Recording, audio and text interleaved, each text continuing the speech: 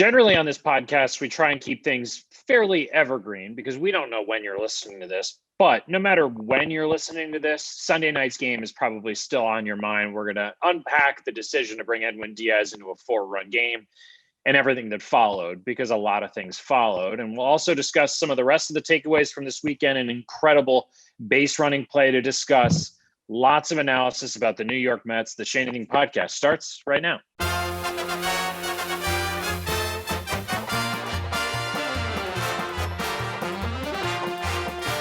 Welcome to the show, everybody. Reminder to subscribe, rate, and review wherever you get your podcasts. So if you just downloaded this episode and you're listening to it, we appreciate it. But if you subscribe, rate, and review, we appreciate that even more. Shea Anything, by the way, is brought to you by Verizon.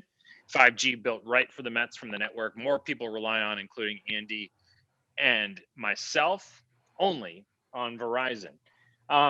Andy, I always have a hard time figuring you out and predicting where you're going to be on certain topics. That's good, I guess. Were you amused by Donnie Stevenson and that story this weekend? I like to be, I like that because that means that I don't have one philosophical or bent that's predictable, but I actually try to evaluate each situation as an individual thing. And so I like that. I'm not sure if you meant it as a compliment, but I'm going to take it as one. No, I didn't mean it good or bad. I meant it just as a Donnie Stevenson, whatever. I don't have I have strong feelings about many topics. This is not one of them. Let the kids make up people. Isn't that so have we gotten any answers in terms of my guess was that it's probably Pete Alonso. I was picturing Prison Mike from The Office, like an alter ego where Pete just started yelling at his teammates about ripping heaters, I think as Pete said it, and talking about getting them in the right frame of mind. But obviously this is a fictional character. I did find it amusing watching Pete try and kind of on the spot come up with a last name. I think you'd have to know the full. Yeah, that was funny. Whatever. These are the kinds of things fans like it. Maybe Chili Davis came up with it as a funny motivational strategy. It kind of sounds like that to me, but I could be wrong about that. Chili Davis, that kind of guy. Oh yeah, he's cool. He's a cool cat, Chili Davis. I could definitely see that.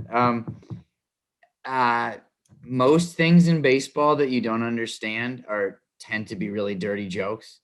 I don't know if that's the case in this instance. I can give you a handful of player nicknames that were widely used that were jokes about, things. So I'm gonna say that there's the potential for that. I was actually looking for that kind of meaning in Donnie Stevenson because baseball players have looking at which letters were where. And yeah. So I don't see it. It's not as easy as say the big unit. It's not out there screaming at you what kind of joke it is. But it might be there somewhere, but I don't know. If it is, I would be glad. I like that kind of humor. Yeah. Well, we'll have to wait and see if we learn more about Donnie Stevenson in the coming days, weeks, or months.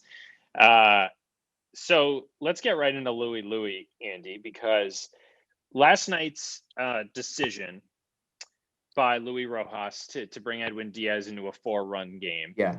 Was I don't know if criticized, discussed. Obviously, Diaz ends up leaving the game with a back issue, which just made it even more complex and interesting. He gives up the ground rule double. I don't even know if that's what it was called to Hoskins because it ended up being called a double, even though it was originally ruled a home run. Mm-hmm. Diaz leaves the game. Familia gets the final out, and the Mets win. The discussion is, okay, it's a non-safe situation. You don't bring Diaz into those. You also don't bring Diaz into non-clean innings. So Rojas had a decision to make, whether it was to bring Trevor May in for a second inning, which A, he hasn't done this year. B, he hasn't thrown 2+ innings in way over 2 years. And C, if you do that and May or Familia, whoever you bring in that situation, gives up a base runner, then you're bringing Diaz into another situation he doesn't pitch well in. Great point. Key point, actually. Yeah, that's really the key point. But did you think, Andy, while you were watching, if you were watching, or while you were kind of going through the game, that there was a better option for Luis Rojas to use there? Well, I think it's a fascinating decision to work through. I think it's one of those ones where you can see all sides. I think the only thing that's not helpful in a situation like this is to be like, the manager's an idiot. How could he? Like, you can see all sides of this, and it's fun to deconstruct these. I'm not saying he made the right decision or the wrong decision, but I'm just looking back at the game. So he's got Loop had pitched 2 days straight. Obviously, in this game, Castro had pitched, Barnes had pitched, May had pitched. So he has Familia, Gesellman, Zamora, and Reed Foley were his options, other than Diaz. You could certainly make an argument that Familia should be able to protect. If he can't protect a 4-run lead, what's he doing on the roster? The other guys, there's an argument, hey, Gesellman's looked good very recently. I think important context would be the Monday game, tonight's game as we speak, which is sort of a bullpen-ish game. Yeah, so you might want Gesellman's length, and you might want a bunch of those guys. So that could be a factor there. But I think the main thing in talking to some baseball people that we both know is just like, it's a decision about putting your foot on the throat of the Phillies in a big divisional game.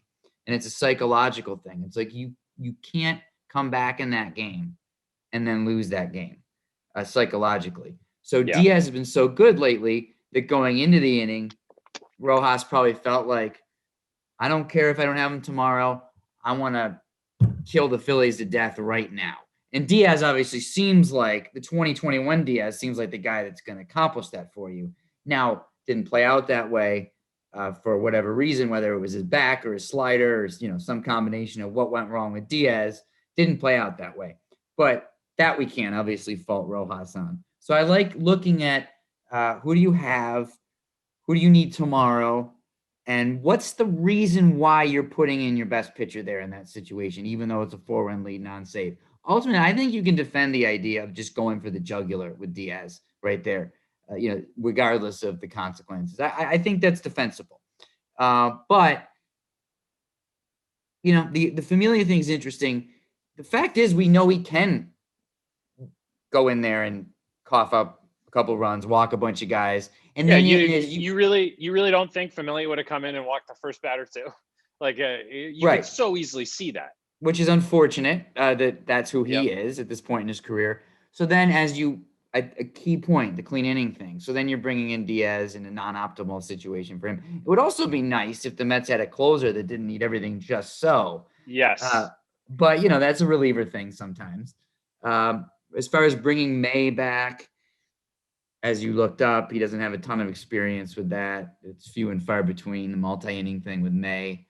So I think you can pretty clearly defend what Rojas did there. But you can also clearly criticize it because 2 non-save situations burn him in 2 straight days. I am a little surprised that people get burned up about the non-save situation thing when we all agree that saves are a fairly meaningless stat to manage to.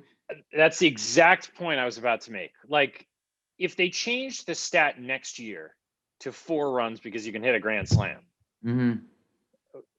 like why are we letting a stat drive what people are good at? I don't know. I just think, look, I don't shy away from the storylines. I'm kind of a sucker for them, actually. The things we talk about on Baseball Night in New York a lot of the times, a lot of talk radio stories.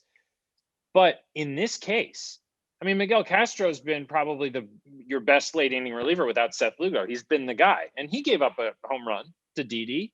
Like, are we talking about how Miguel Castro's no longer a late inning reliever? No.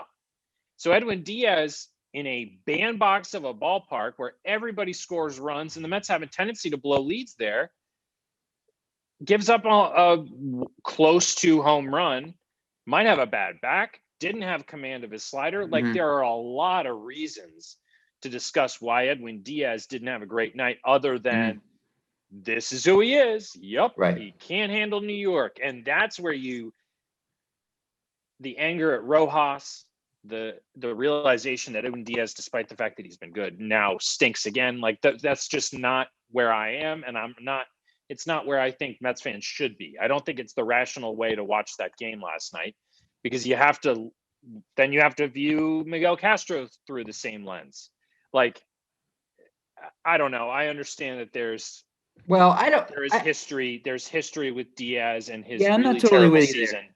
But I think that Diaz has been good enough this year that he has a bad outing. Like that is all you can view it as in 2021, because he's a different pitcher than he was 2 years ago. I think that's mostly fair, but I actually agree with Sal Licata that if the Mets get to the World Series and you bring Diaz in with a 3-run lead in Game 1, you're worried.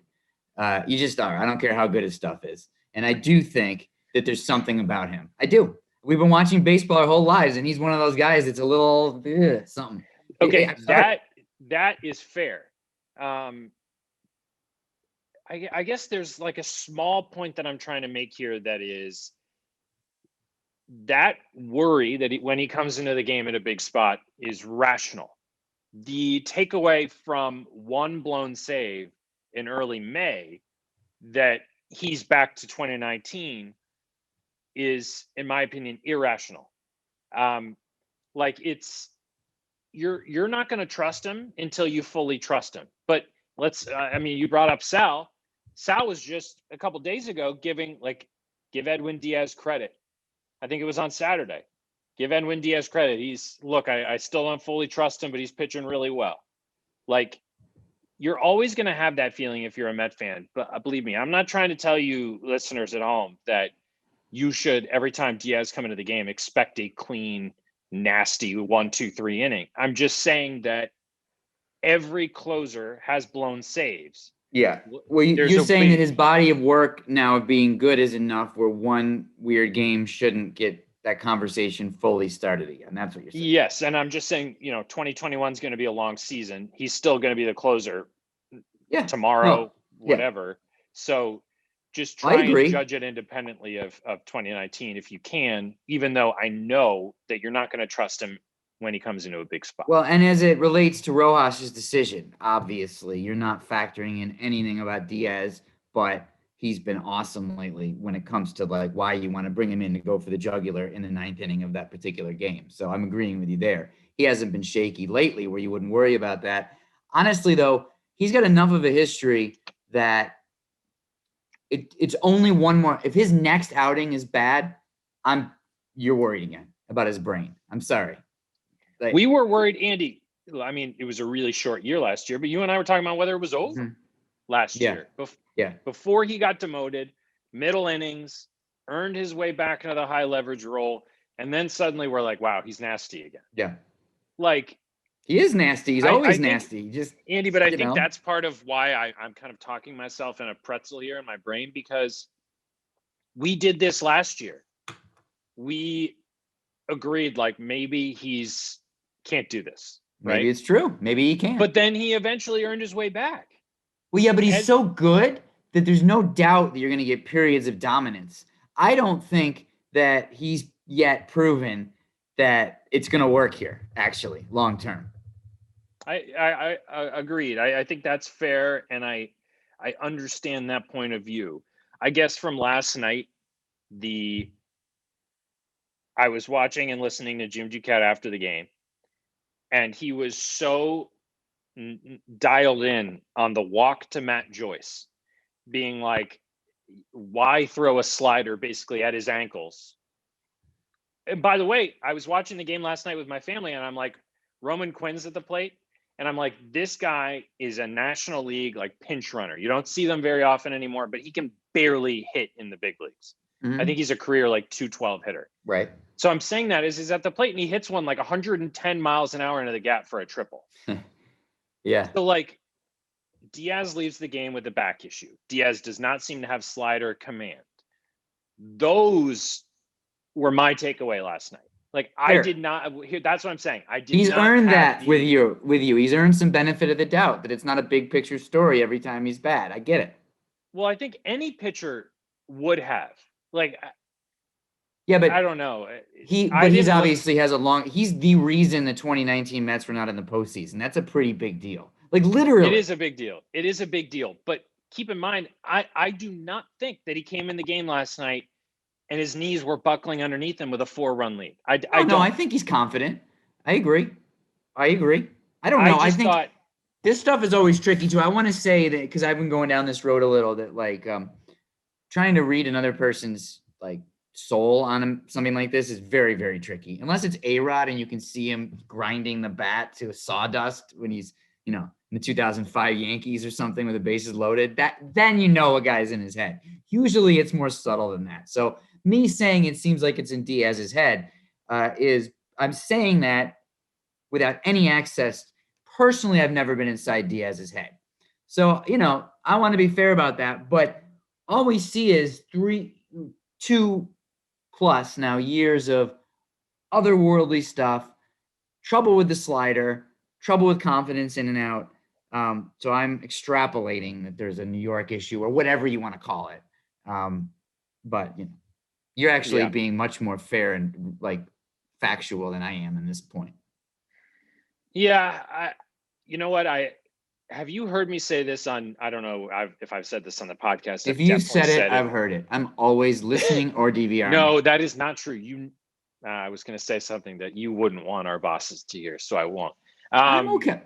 Okay, go on. Let's keep going. I have said multiple times about Diaz last year that I would love to study exactly how quickly I changed my mind about him. Because I remember talking to you about this on the podcast. Yeah. You and I were speculating about whether it was over. Like, now, I know what you're talking about. I remember early last season. Take whatever you can get for him and trade him, basically. Yeah. And then at some point in the summer last year of the weird COVID year that was 2020, I was like, he's past the 7th inning now. Like, good, you've demoted him. Great. He's your closer again. So like when did I just drop the idea that like Diaz could not mentally pitch here and decide, the Mets are trying for a playoff spot. It's late August or early or late September. Yeah.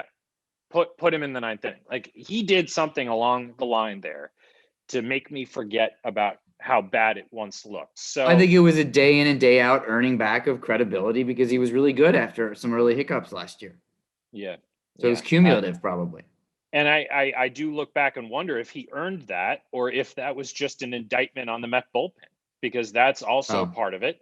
To one of the first points you made, it would be great if the Mets had another option that's not Jeurys Familia that can come in and he's going to throw strikes.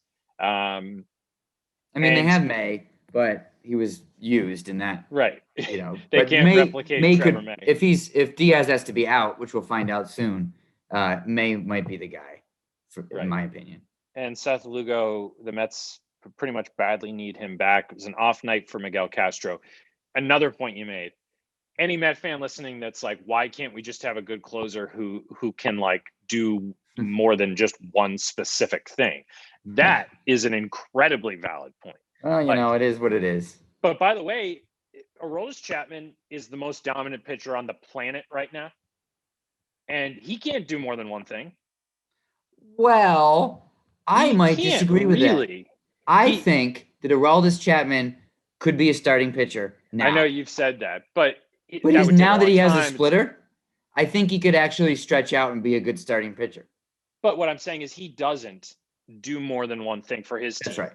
Like, so the Yankees don't do that. The Mets don't do that. Not everybody can do that. But if you're frustrated by that, I totally get it. I mean, come on. It's not uncommon for a closer to have obviously needing things 1 inning, clean inning, that kind of stuff. That's not, of course, not just a Diaz thing. Once again, you're listening to the Shea Anything podcast brought to you by Verizon. 5G built right from the Mets, from the network more people rely on, only on Verizon. Okay, a couple of good other storylines to look at. The 3-batter rule. So the Jose Alvarado thing against the Mets, were you watching when the Dom Smith thing happened, Andy? Not live. What was it, Friday? Yes, I watched it. I DVR'd and watched it soon after, yeah. So I was confused by that, but it just goes to show you that baseball players are like always paying attention. Dom Smith turns around, looks like he's saying, was the pitch I swung at a strike? And Alvarado clearly knew that Dom Smith was the guy barking at him from the dugout when he hit Conforto. In the previous series in New York. Yeah, which I remember thinking, how did Alvarado know in the heat of the moment, looking at a packed dugout, that Dom was the guy? You've seen it now, though, since I assume. Dom was the one, really gesturing to him and stuff in that previous game. Alvarado's saying it was right, like you can see he's gesturing, like it's right down the middle. Like, and did you view that as any more juicy than just like your average disagreement on a baseball field? Do you think it had any more intrigue than it did face value? No, face value is kind of fun though. I mean, I don't know. I don't want to reach for something deeper than there is, but you never mind, as long as nobody gets hurt, you never mind tempers flaring between divisional rivals. Honestly, it's good. This is theater after all. It's entertainment, and nothing destructive happened. I thought that, I was watching it really closely because I know that there were some Mets who were pretty quietly unhappy that Smith got fined because looking at, like, he was the victim of somebody instigating him. But I will say, like, there's a moment where Smith turned around and he was like, he's talking to me? It definitely didn't have anything to do with starting it. But he definitely then was like, all right, we're doing this now, and had to be held back and da-da-da. So I get why MLB took a look at that, didn't suspend him, but fine him. He was I don't think Smith did anything wrong. I think he's like clearly a nice guy who is also, if you're going to make him, be tough enough to be like, okay, you want to fight? I guess if you have to, he was kind of just defending himself. Obviously not someone you would mess with when it came down to it, despite his gentle nature, but, and he was stepping up to that moment, which is what any self-respecting person would probably do. So we got a little fine, whatever. I do think that once it got going, you can see we're here in the fine. But it wasn't his fault at all. Also, but he didn't do anything that you wouldn't have done in that moment. Well, you and I would have been like, Mr. Alvarado, I'm sorry. But, in theory. My God, I would have been out of there. That's right. I would have been out of there. Alvarado throws 100. He's a massive human being. Gone. But once somebody's, as Smith said, MFing you and coming after you, of course you're going to be like, okay, now I got to step forward and puff my chest out. That's a pretty understandable reaction. Well, it's just clear that Alvarado had a problem with anything Dom Smith would have done. Like, it's such a common thing after a swinging on strike 3 for a hitter to be like, hey, was the pitch that I swung at a strike? So that the batter knows, did I swing at ball 4? Or like, it's a very common thing. It's the most harmless thing that a hitter can do. It's not showing up the pitcher. There's no way to look at anything Dom Smith did, to your point, that would show that he was an instigator. But as soon as he turned around, he didn't go back to the dugout. In theory, you're supposed to just walk away. Probably what I would teach my child. But I understand what MLB would fine for. But, I mean, he was, when someone's yelling at you at a certain point. Okay. Second 3-batter rule, Lindor. This story kind of continues to snowball, Andy. As I'm saying it, our viewers can't see, but you just dug your face in your hands, which I know has nothing to do. It was involuntary, but it might have been like, oh, Lindor, the poor son of a gun. I mean, do you think, again, you've made this point before about his confidence after he made that error. He was like, it was a bad error and, it won't happen again. Last week when he talked about being booed, he was like, the numbers will come. Like they will be there. Again, exuding confidence, not cockiness, but it's the I've been there before, I can figure this out thing. Are we getting to a point where it's like, God, any human being, no matter how confident, would struggle with what he's going through? Again, getting into someone's head is tough. So I would say number-wise, saying the numbers are going to be there. When now that we're in May, I would say the season numbers will likely be impacted. One bad month gets into a decent chunk of the season. If he's picking it up when the Mets are in a pennant race, then who cares what his final batting average or OPS is? But I think it would be hard as a human being for it not to affect your confidence. He himself said he'd never been booed before anywhere in his life. So you can imagine that wouldn't be fun. Really, who has thick enough skin to just not care at all the first time that ever happens? I'm booed routinely at the office. I just kind of, it bothered you at first, and now you have a thicker skin, but this is his first time, you see. Right. And I think the bigger problem is that there aren't a ton of indicators that it's going to be any better anytime soon. So then it would continue to snowball. It's not so much what's happened yet, but I had written something late last week about hard contact that he made twice in a game, I think on Wednesday or Thursday, whenever it was, and how that might be a hopeful sign, but it didn't play out that way over the weekend. Still all the same problems. He looks like he's getting beat. Looks like he's late. I've talked about this before, but before the Mets extended him, there were I don't want to say whispers because people weren't whispering when they were telling me. They were speaking in a perfectly normal voice, but metaphorical whispers about. Oh, I wasn't sure if this was on or off the record. I'm not sure you have mentioned this on the podcast. I've alluded to just basically people saying he doesn't catch up with velocity over the past couple of years like he did in the first couple of years of his career. And it's like, oh, interesting. Okay. And then in spring training, it was like, it looks pretty good. And that pattern and again, I said what I just said, and I've heard that, and evaluation type people have said that in the industry, but I've also heard no, he's awesome. Shut up. That's a nitpick. He's a great player. He's great. Okay. He's great. I had a GM of another team be like, if we could have fit him into our payroll, we would have given him that contract. So I'm not trying to make it like scouts say Lindor isn't good anymore. I'm not saying that. Having said that, there's some real concerns of what we're seeing. And then, so I'm telling you scout stuff. You could look at his StatCast page and see a statistical illustration of what I'm saying. Hard contact, barrel percentage, line, all that stuff. Not good. So what tells you he's going to be a good hitter tomorrow? Not much. That's right. Actually, he's capable of it, but there's no trend building toward that. It's not the Kevin Pillar point that Rojas was making. It's like the opposite. Like Rojas said, Pillar's been getting unlucky, and then he has a 3-hit night or whatever he had last night. There's really nothing like that to point to in terms of the numbers and not being great. At the end of the day, Doug, I guess if you want to look at the bright side, that whatever the reality is here with Lindor, in 10 and a half years, it won't be a problem for the Mets. It'll be over. I knew as soon as you used my name that some sort of sarcastic. Is that my tell? Yeah. I didn't you would know never, that. You would never in a. I don't say it's kind of a weird thing to do. You're right. To just say, we do it in television sometimes, but when you think about taking that to normal conversation, like when are you ever like, well, the thing is, Bill, I'm going to go get a beer. And, you don't really talk like that. So you're right. I'm up to something. The genius of Terry Collins was always a small, easy way to get the media and the reporters to love you, to show them the respect of knowing who they are. And even when they don't know, even when they don't say their name, you say, it's an interesting question, Joel or Mike or Andy. Oh, it's easy. We're so easy to flatter. And I'm pretty sure that he would just listen to Jay, call on people. That's all.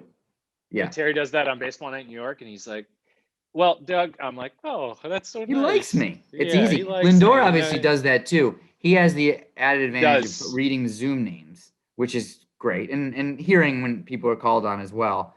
There's been a couple times where he's even tried to clarify. Like he was talking to Gelbs recently. He's like, is this Steve? And Gelbs was like, yeah. He's like, okay. Like he really wants to get that in, which is nice. It's a nice, easy thing to do. Obviously, we're very impressed by the way Francisco Lindor continues to carry himself. I felt for him a bit. There were a lot of shots of him in the dugout after making outs Sunday night. And you could just tell he's like, God.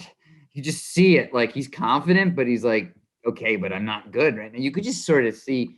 But I'll tell you one thing I saw that network did a nice job showing was that he was I can't remember which out he made, but he made it. He was like, oh God, you could tell. And then he put his helmet away and got his act together for a minute. And then he was right up on the top step cheering for the preceding hitters. He's like not sulking. He's not in his own head. He's team driven. He said something last week, or maybe even, I don't know, the weeks all blend together. He said something recently where it was like, if I go 0 for 4 again tomorrow and team wins, I'll be smiling. And I actually think he pretty much means that, but you can see him starting to be like, yeah, but how many of these? He's human and you can see it on his face a little bit. Yeah. speaking of Mets middle infielders, I'm glad that you wanted to talk about Jonathan Villar and that base running last night, because That was awesome. I've really enjoyed his acquisition purely from the theatrical standpoint of he is one of, I don't know, maybe 20, 30 guys across baseball where if he gets on first base, it becomes a chess match. Like there are a lot of fast guys in the big leagues, but very few who are like professional stolen base artists, and he's one of them. And so what he did last night, Andy, I know you have more to say about it, but the fact that he basically stole home on a sleeping Rhys Hoskins was as cool a play as you see. It was awesome. It's not that it was like when Manny Margot tried to steal home during the World Series. Like, it's not that often that you're watching a baseball game. You're pretty accustomed to the menu of options of things you're going to see in a given play. So it's not that often that you're like, oh my God, what's happening over there? Bah! And I like so many people who are addicted to our phones. I'm like, I was looking at my phone for something, and like all of a sudden the announcers were like, ah! So you look up real quick, and then when you see the replay, how heady a play, what kind of field awareness. Rhys Hoskins is just like having a moment of disengagement because he's annoyed with himself for not making a play. He tosses the ball to the second guy. baseman. Yeah. Anyway, and in that toss, it was another one. You know what it reminded me of too? You remember when John Birdie of the Marlins stole home? Yes. Yeah. It was Eli Sanchez lollipopping a throw back to the pitcher, and it's like, oh, he's not throwing back. I just love those moments where it's like that guy is watching the game so closely that he noticed something that allowed him to do something special. Awesome. Jonathan Villar earned a place in my heart forever on that moment. Yeah. Again, I had this realization when, the other day he was on first base and he gets there and you're like, here we go. Like that is such a underrated part of watching baseball is a pitcher realizes that, the catcher realizes that, and Villar is not just a fast guy that you're going to give the stolen base sign to. Like he knows as soon as he gets there, my job is to get to third base. Yeah. And I'll do whatever I can to get there. And also it's not like he's Billy Hamilton, like he's fast and a great athlete, but he's just really good at that, which I've always found fascinating. It's awareness. Yeah. It's athleticism plus awareness. Yeah. Which is such an interesting skill set.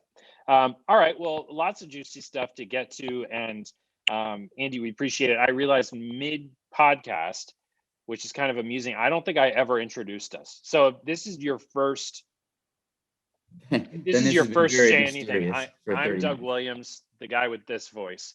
And that's Andy Martino, the guy with the other voice. I wonder how they picture us. You made me think with your voice is like, that thing. I mean, if you're just a podcast listener and you don't watch BNNY, which I'm sure there are some people that fit in that category. I wonder what you think we look like. Because that thing where you listen to radio and like when you see the person, you're like, what? That's the person? You just can't believe it. It blows your mind. So I would be interested to see like a police sketch of us based on the impressions of some listeners who've never seen us on TV. Yeah, I had that as a kid. We used to listen to News Radio 88. I remember like Googling that when I was young and being blows like, your mind. Gosh. All right. Remember to subscribe to this podcast with the two voices that you'd have to make a sketch of. Apple Podcasts, Spotify, wherever you get them. And a reminder, Shea Anything's brought to you by Verizon, 5G built right for the Mets from the network more people rely on, only on Verizon. Thanks again for listening. We'll be back later this week with Keith Hernandez. We'll talk to you then. But before we go, a quick word from our friends at CNBC. CNBC's daily podcast, Squawk Pod, is up for a Webby, and we're asking you to vote for the People's Voice Award. Go to cnbc.com/vote Squawk Pod to link right to our category. Voting is open until May 6th. We'd love your support.